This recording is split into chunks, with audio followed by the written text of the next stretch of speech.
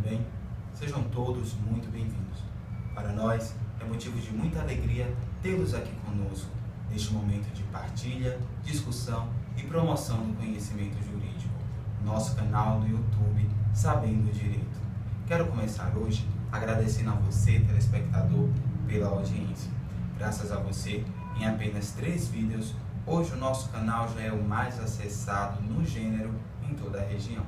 Isso significa que você, cidadão, estudante, profissional do direito, abraçou o nosso projeto de promover o conhecimento jurídico de maneira simples, didática e empírica.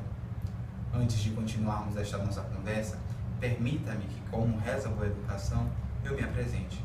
Sou o Rodrigo Lima, tenho 20 anos, sou estudante de Direito pela Universidade Católica do Salvador e de Gestão Pública pela Universidade Federal da Bahia.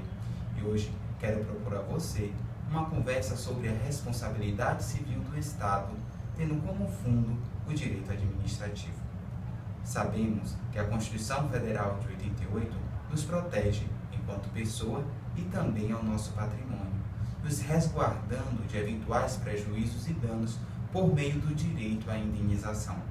Então, para nós, é muito lúcida a noção de que, caso alguém venha a nos gerar qualquer tipo de prejuízo ou dano, este prejuízo ou dano deverá ser reparado ou indenizado, como roga o texto constitucional. Mas e quando este ser, este ente que venha a nos prejudicar ou gerar dano é o Estado? Cabe a ele também a obrigação de indenizar? O Estado, que é soberano, representante dos interesses da coletividade, pode ele ser responsabilizado? Meus amigos, é justamente aí que nasce o nosso tema de hoje.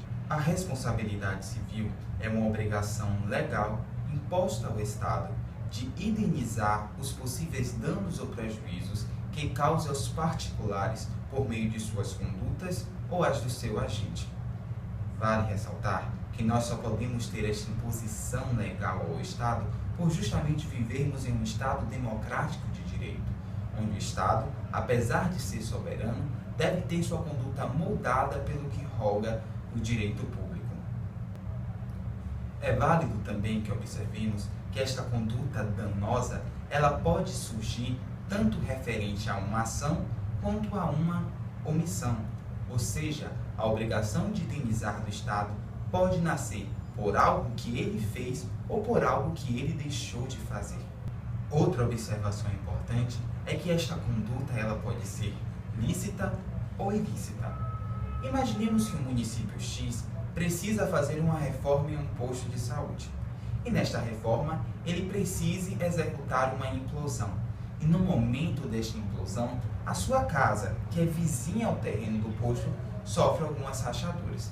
Observemos que, nesta conduta, o Estado está fazendo algo lícito, reformando um posto para benefício da comunidade. Mas mesmo esta conduta sendo correta, gerou um certo prejuízo a você que teve sua residência danificada. Neste caso, haverá sim a obrigação do Estado em indenizá-lo, pois, independente da valoração da conduta, houve um dano e nexo causal. 2 requisitos objetivos capazes de ensejar a responsabilidade civil do Estado.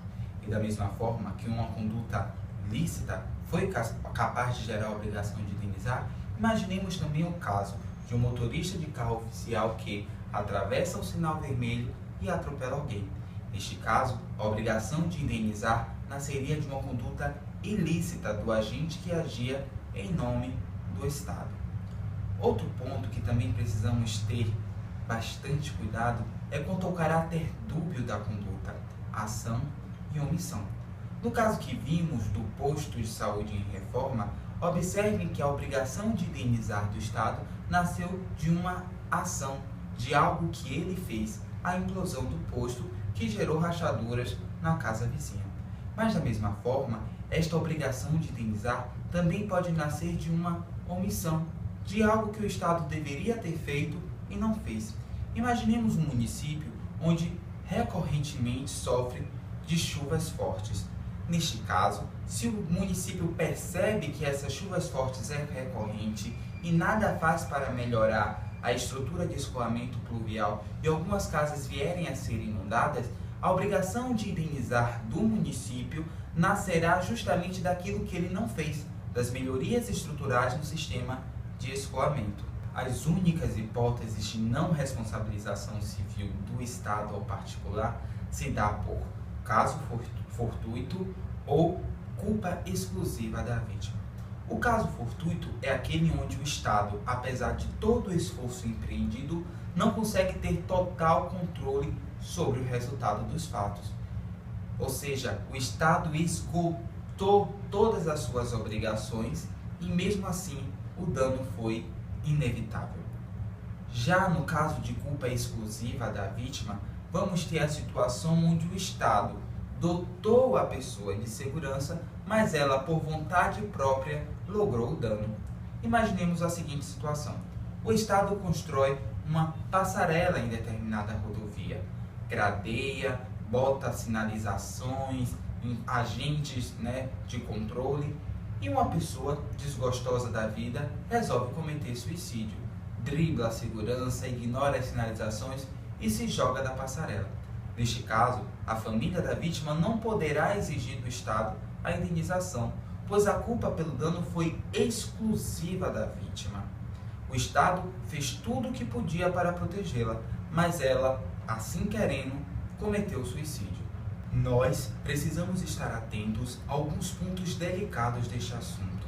O primeiro diz respeito à contaminação da responsabilidade civil do Estado com referência a órgãos privados, que são os exemplos das concessionárias de rodovia. Se eu tenho uma empresa que presta serviço em nome do Estado, ela terá responsabilidade como se Estado fosse. No entanto, apesar disso, não há que se falar em solidariedade entre, por exemplo, as concessionárias de rodovia e o Estado. Nestes casos, a responsabilidade do Estado será subsidiária, devendo apenas ser chamado se a concessionária não tiver condições de adimplir com o valor atribuído a título de indenização. O segundo ponto se refere quando, dentro da conduta danosa do Estado, é possível identificar o agente que de fato causou o dano. Nesses casos, nós ainda buscaremos a obrigação de indenizar do Estado, e ao Estado caberá, pelo direito de regresso, denunciar a lide contra o agente que de fato causou o dano. Por exemplo, se eu sou acometido de algum tipo de doença, internado em um hospital público e no momento da cirurgia venho a sofrer qualquer tipo de dano resultante de erro médico, devo processar o Estado responsável pelo hospital. E o Estado, se julgar necessário, denuncia a lide ao médico que foi de fato quem causou o dano. O terceiro ponto importante é saber que a responsabilidade civil do Estado é diferente da responsabilidade civil do particular. Para começar, o lastro jurídico deles são completamente apartados. A responsabilidade civil do particular é regido pelo Código Civil, enquanto que a responsabilidade civil do Estado está em legislação apartada. Boa parte do seu lastro está na Constituição Federal e demais normas do direito público. Isso enseja alguns prejuízos processuais. Vamos ver a seguinte situação. Imagine-se que Godofredo, estando de uso de um transporte público, é acometido de um acidente de trânsito. 4 anos depois, Godofredo resolve entrar com ação pedindo indenização contra o Estado. Aí o procurador do Estado, na contestação, diz o seguinte: olha, Godofredo, apesar do dano e do nexo causal, você não tem direito a essa indenização, pois o prazo já está extinto, com vista no Código Civil, que dá como prazo prescricional para estes casos 3 anos. E aí, você como advogado de Godofredo, o que é que deve dizer? Deve dizer: pera lá, Estado, 3 anos é o prazo prescricional de uma ação contra ente privado, particular. Mas contra o Estado, a legislação diz que é de 5 anos.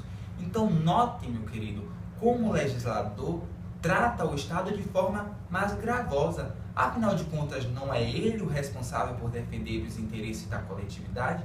Também, então, deve ser ele o primeiro a evitar danos. Então perceba que ter noção do que é responsabilidade civil do Estado e como ela se difere da responsabilidade civil do particular é de fundamental importância na busca pelo reconhecimento de um direito. Na vida advocatícia, tão importante quanto pedir é saber o que pedir, como pedir e de quem pedir. Além do que também, este assunto de responsabilidade civil do Estado é muito cobrado em exames da ordem e provas de concurso.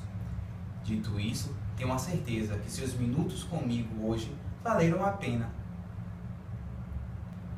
E assim, me despeço, agradecendo a oportunidade desta conversa com você e também te agradecendo pela sua companhia.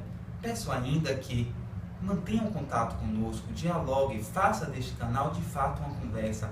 Acesse esse e-mail que está aparecendo aqui embaixo da tela, mande sua sugestão, sua dúvida, sua pergunta, para que juntos a gente continue caminhando em busca do conhecimento.